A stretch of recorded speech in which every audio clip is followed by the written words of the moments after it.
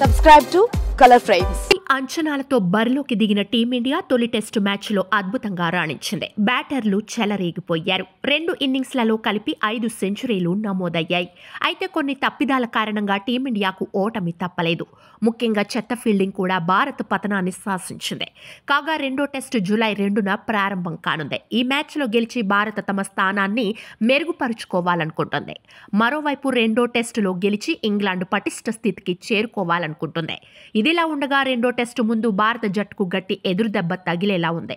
Pacer Jasprit Bumrah Birmingham టెస్టుకు దూరమవుతాడన్న సంకేతాలు వినిపిస్తున్నాయి. తొలి టెస్టులో బుమ్రా ఒంటరి పోరాటం చేశాడు. బ్యాటింగ్కు అనుకూలంగా ఉన్న వికెట్పై బుమ్రా ఇంగ్లాండ్ బ్యాటర్లను బెంబేలెత్తించాడు. తొలి ఇన్నింగ్స్లో 5 వికెట్లు పడగొట్టాడు.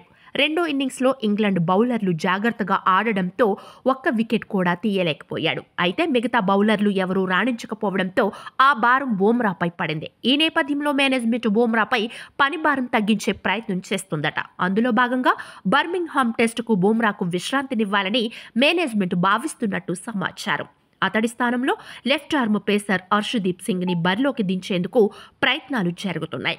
హర్షదీప్కు టెస్టు అనుభవం లేనప్పటికీ టీ20 ఫార్మాట్లో 63 మ్యాచ్లలో 99 వికెట్లతో భారత తరఫున అత్యధిక వికెట్లు తీసిన బౌలర్గా రికార్డ్ సృష్టించాడు.